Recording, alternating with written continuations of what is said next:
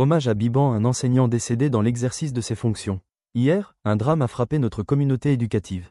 En pleine salle de classe, notre collègue M. Biban s'est effondré, devant des enfants, devant ses propres élèves, devant une génération qu'il était en train de former.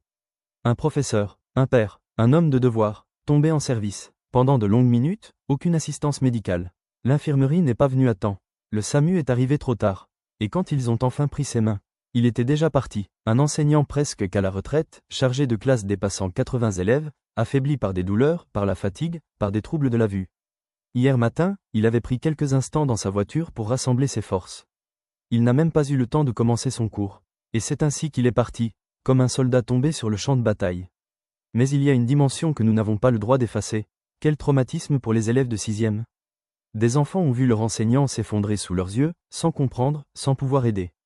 Certains ont pleuré, d'autres ont crié, tous ont été marqués. Comment retourner en classe demain, s'asseoir au même pupitre, regarder le même tableau?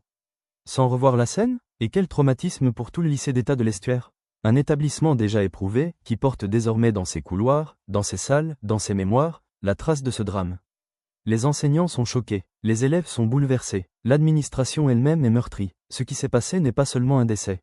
C'est une blessure collective, et ce drame révèle une vérité que nous répétons depuis des années. Nos conditions de travail deviennent inhumaines. Les classes sont surchargées, la fatigue physique et mentale est ignorée. Nos alertes sont minimisées, repoussées, oubliées. Il y a aussi nos revendications, celles que l'on traîne comme des chaînes depuis trop longtemps, la régularisation des situations administratives. Le paiement des rappels de solde. L'amélioration réelle de nos conditions de travail. Le respect dû à ceux qui forment la nation. Avec l'arrivée du nouveau président, nous avons espéré. Sincèrement espéré. Mais voici encore un drame, et encore un collègue qui part. Et pendant que j'écris ce message, je vous dis la vérité. Beaucoup d'enseignants sont malades, fatigués, usés par la surcharge de travail. Nous faisons face aux douleurs articulaires, à l'épuisement mental, à une pression qui nous écrase jour après jour.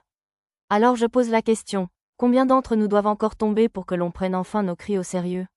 Aujourd'hui, nous pleurons un collègue. Nous portons le traumatisme d'une école. Nous réalisons la fragilité d'un système. Mais nous refusons de nous taire. Paix à l'âme de M. Biban. Que son départ soit un tournant. Que sa mort ouvre enfin les yeux sur la souffrance silencieuse des enseignants du Gabon.